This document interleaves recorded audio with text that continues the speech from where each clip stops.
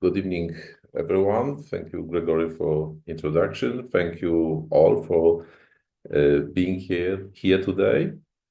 As educators, we dedicate a lot of our time to shaping the learning experiences of our students. But how often do we take a step back and reflect on our own teaching practices?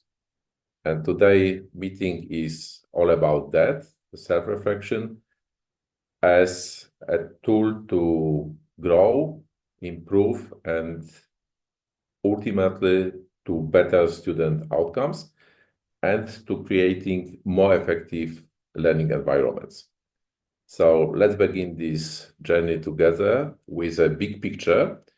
And this big picture is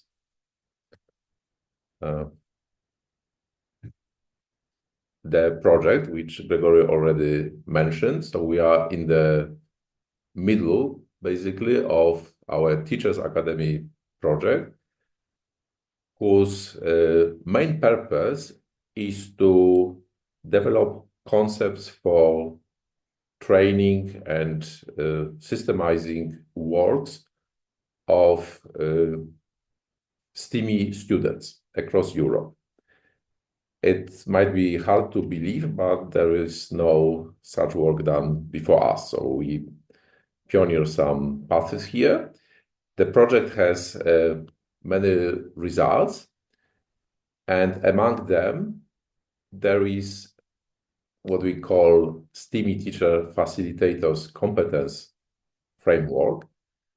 This is a result which is based on results of earlier projects revolving around STEAME project-based learning concepts, and foremost based on the feedback from a really big community expressed through focus groups.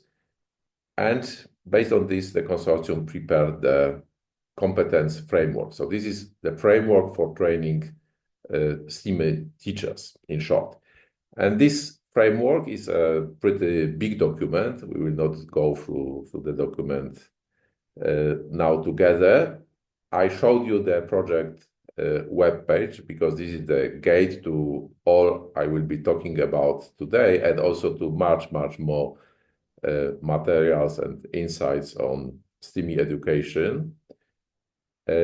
Also on STEAME education in European sense, which means on STEAME education, observing that STEAME is not a subject in our school, not in most of our schools. This has to be brought in comfort with requirements which come mostly from ministers of education. We have our curriculum, we have our lesson plans. Nevertheless, it's possible to introduce STEAME, and this is what we work on, how to make it easier for teachers. So in particular, our result is provide some competences, and as you see in this slide, the competences are grouped in these three columns, which correspond to level 1, 2, and 3. So we recognize that not everybody can master STEAME teaching from the beginning. So there are various levels we can work through. And the competence I share now with you is the competence which is related to today's workshop.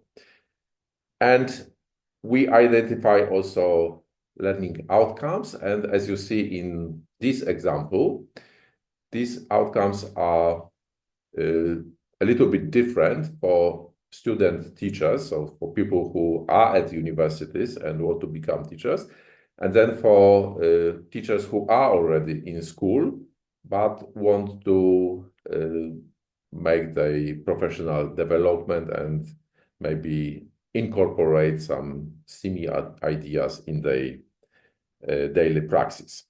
So the module is called Learn How to Learn, but it consists actually of 4 workshops. Each workshop is roughly 90 to 100 minutes.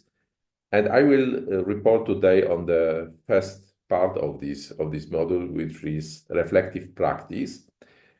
There are three more parts: metacognition and self-regulation, then effective communication and collaboration, and student agency. This is available as a Moodle course, and I will share with you the gate to the Moodle where this is all located. But let me spend just a minute on underlying why effective communication and collaboration are essential skills for teachers, especially of modern teachers, as they shape, in my opinion, both their classroom success and professional growth. The clear communication, and by the way, this is also the competence which is mostly seek in the everyday life, which is outside the academia or outside the schools. I mean, in industry, in services, communication is very important, and also the ability to collaborate. So clear communication to us educators, it helps to convey complex ideas, to give constructive feedback, and to foster inclusive learning environment where students can feel heard and supported. If you cannot communicate with your students, if just the work of the teacher is passing over the knowledge, then it's very limited effect. And strong collaboration skills, in turn, they enable teachers to work effectively with colleagues. And this is super important in STEAME education, especially in our model of STEAME PBL education, because basically, per definition, you are expected to work with colleague teachers. If you cannot communicate with them, if you don't know how to collaborate with them, then you are lost at the beginning. But also, collaboration with parents and with administrators is required, because this ensures a comprehensive approach to students' development. In quickly evolving educational landscape, the ability to exchange ideas and to adapt to new methodologies, build partnerships, this, I think, enhances both teaching effectiveness and job satisfaction, which is also a very important indicator of our professional life. So by mastering these skills, teachers improve students' outcome and contribute to more supportive and innovative educational environment. But let me now pass to the first workshop, which is about a reflective practice. And reflective practice is, according to Donald Annan Schoen, who is the founder of this theory, is the ability to reflect on our actions and to learn continuously. So this is a cyclic process, as we will see, and this must be an integral part of the teaching process, actually. So I think that school activities, that the reflection can be done also in broader context outside the schools. But school activities in school and outside the classroom, I think they create a very natural environment for reflective teaching. Professional experience and self-awareness and genuine care for students and colleagues help us to reflect effectively. Reflective practices, according to Schoen, consist of in-the-moment reflection for immediate action, after-the-moment reflection for future action, and then outside reflection for exchange of reflective experiences among colleague teachers and professional learning networks. I'm sorry, I'm a little bit cold and, well, I have to pay attention to my voice. Reflection promotes evidence-based changes in the classroom to advanced teaching practices and is, I think, one of cornerstones of teachers' professional development as it supports the quality of what we provide in our classrooms. Let me give you an example, which is, I think, a very nice example, because this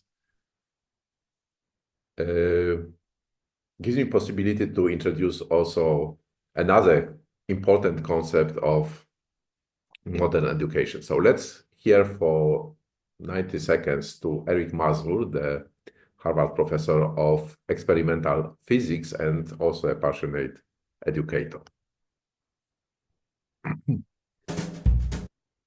It was, in a sense, an accidental discovery.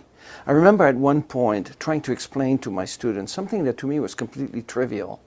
I took 2 minutes, made some sketches on the board, and then turned around to the class and said, and by Newton's third law, these two forces are equal to each other, which was the question that we were discussing. And I could see at once from my students' faces that they were confused. So I asked if they had a question. They were so confused they could not articulate a question. So I raised the board and I tried it a different way. I added equations, and after 8 minutes of what I thought was an absolutely brilliant explanation, the entire blackboard was covered with equations and drawings. I turned around and the students looked even more confused. I didn't know what to do. I knew, however, that half the students had given the right answer on that question on a test that I'd given them earlier. So in a moment of despair, I said to them, why don't you discuss it with each other? And something happened in my class that I'd never seen before. The entire classroom erupted in chaos. They forgot about me in front of the classroom. And what happened was truly remarkable, because in just 2 minutes, they figured out what the correct answer was. I thought for a moment, how can that be? I, the expert, have tried in vain in 2 different ways for 10 minutes to explain it to them, to no avail, and they figured out in just 2 minutes. But I imagine you have 2 students next to you. Okay, so let me stop here. So I think this is a very nice example of this reflection in the moment, and actually continuous reflection, what he describes here, the experience from his lecture, because he delivered an explanation to students. This is what I know also from my experience. I explain some mathematical facts to students, and then they are puzzled, usually. So the natural action to take in this moment is to repeat the explanation. He extended the explanation and delivered a longer explanation with probably more symbols, more equations, which was only more confusing, as he admits now, reflecting on what he did in the class. But probably in the class, this was a very intuitive action, and I would say this would be my action also in most cases. And then he takes the next step. He didn't know what to do. So frankly, some colleagues of mine, they have the habit to say, oh, how can it be so hard to you? Why didn't you learn it at school? And so on, and which leads to, maybe not said directly, but with the intention that you are too stupid to study. Instead, he passed the ball to the students, passed the responsibility to the students, and then he observed that they can communicate and collaborate on the problem in a very positive and constructive way. And then he started research supported by some renowned pedagogicians also at Harvard on this phenomena, which he observed in his lecture. So the lecture was over, but there was a reflection in his head of what happened. And of course, he is professor for experimental physics. So he repeated this experiment and observed that it works. In most cases, it works. If you prepare it right, then it works very well. And this is how this peer instruction concept developed in a teaching concept which combined with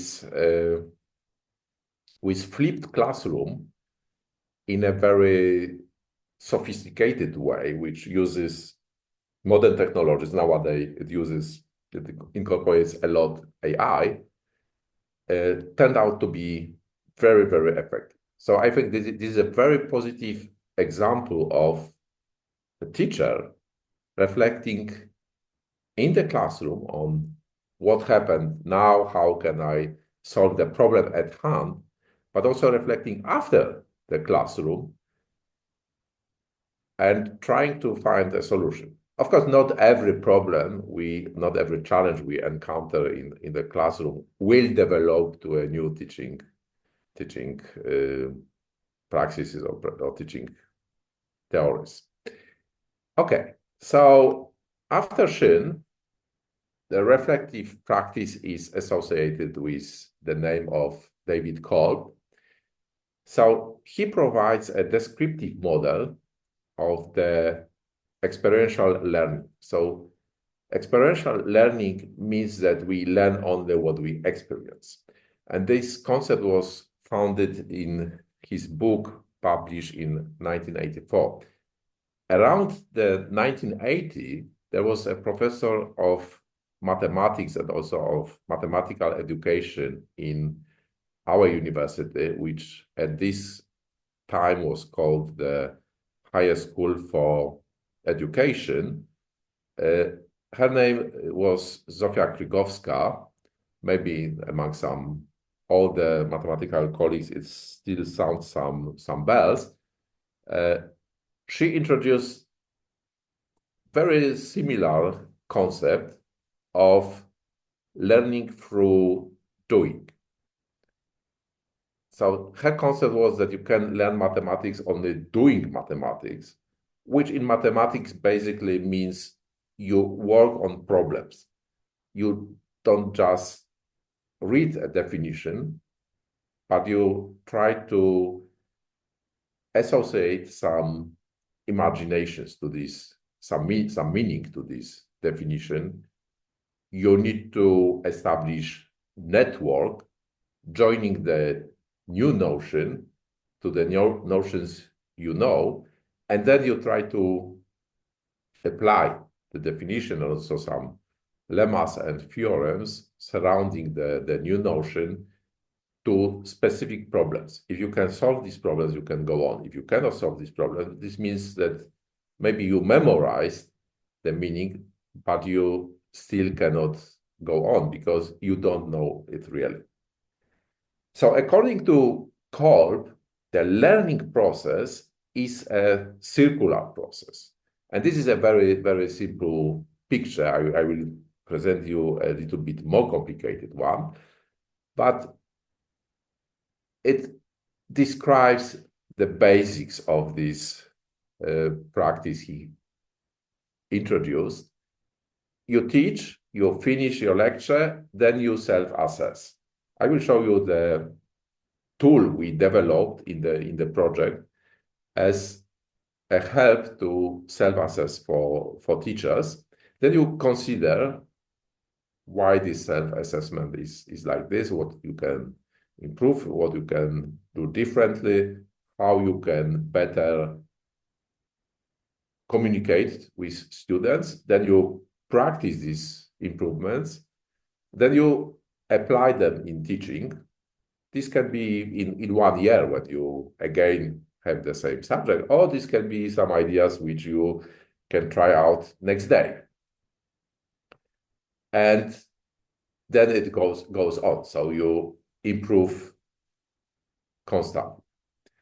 So this is a little bit more theoretical picture of the same cycle. So the first stage, which is called concrete experience, this is this teaching. This is your experience in the classroom.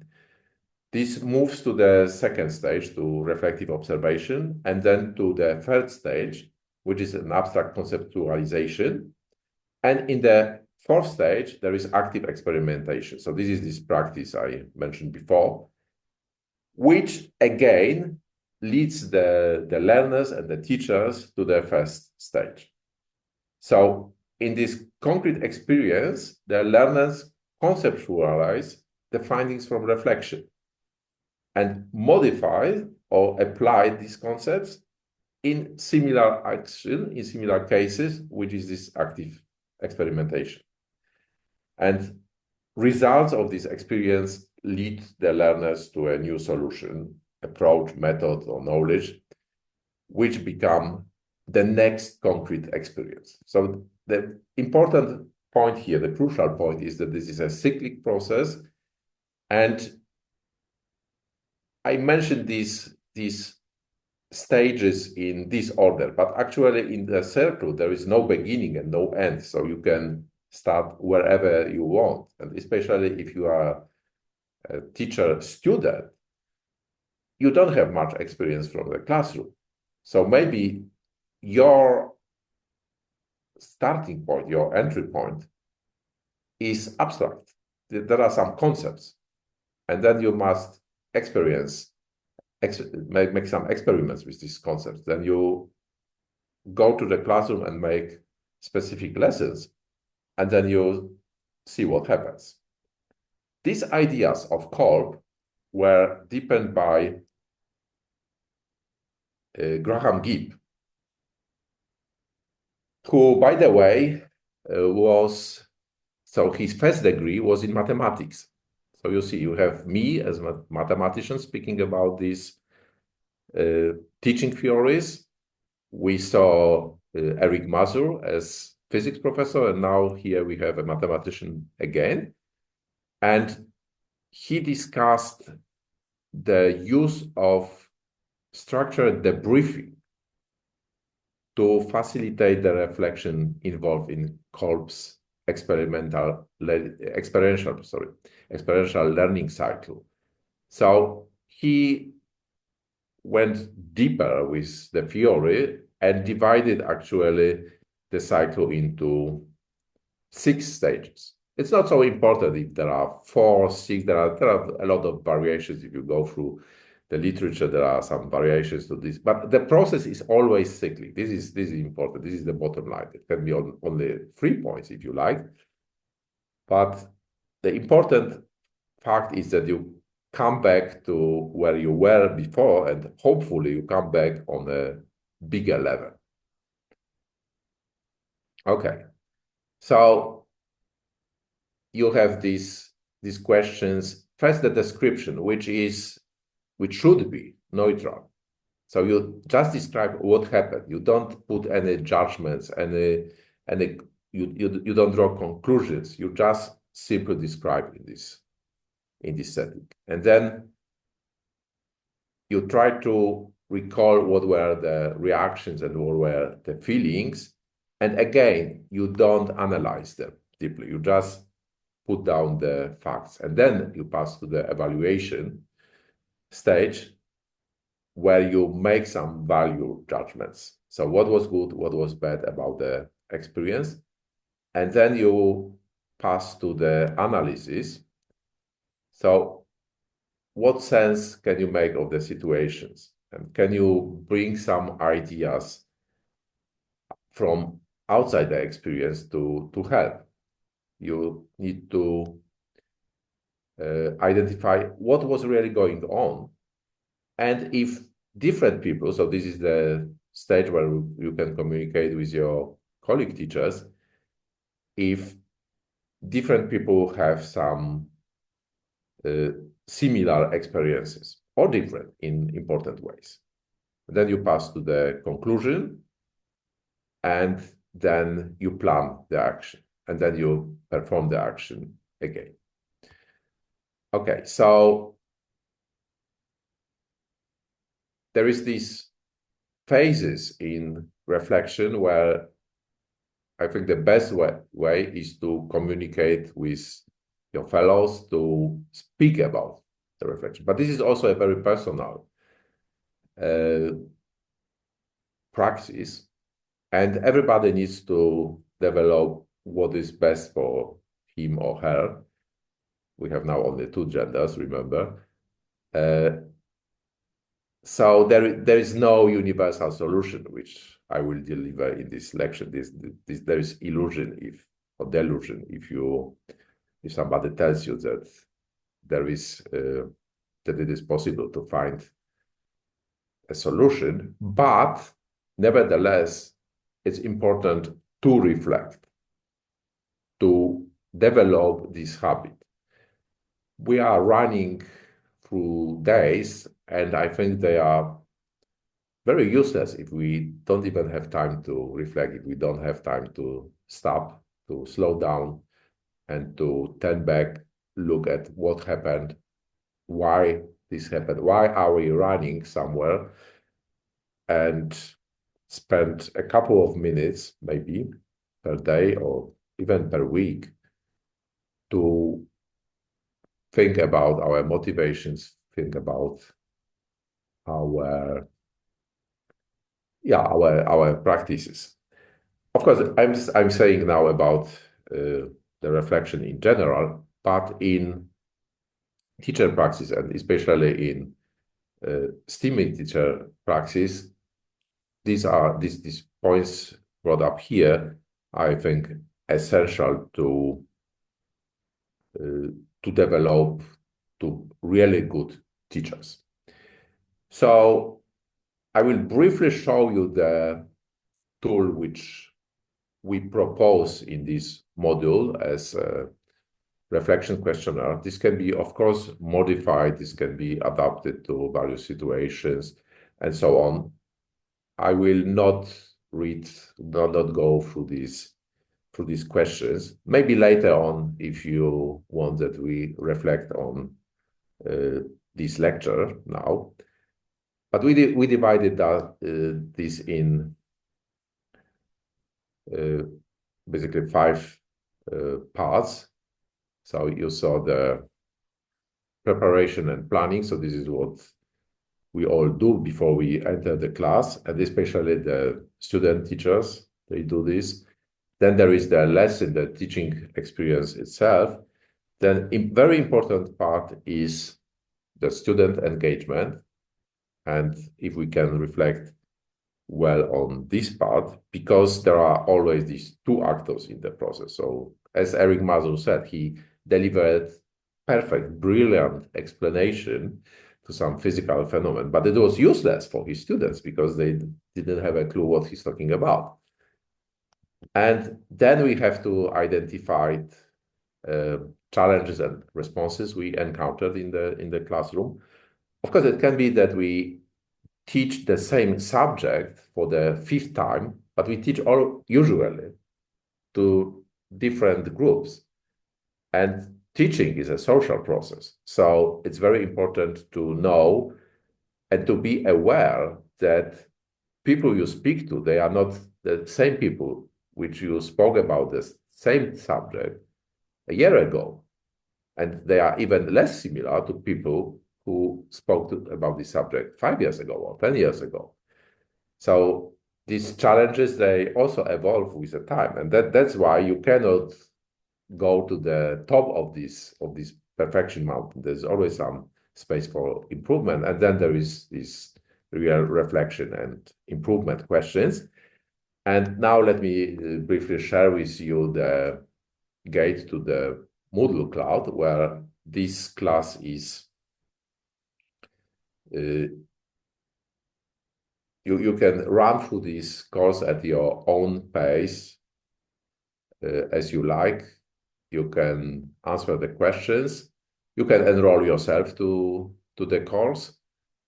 And I hope you will enjoy it.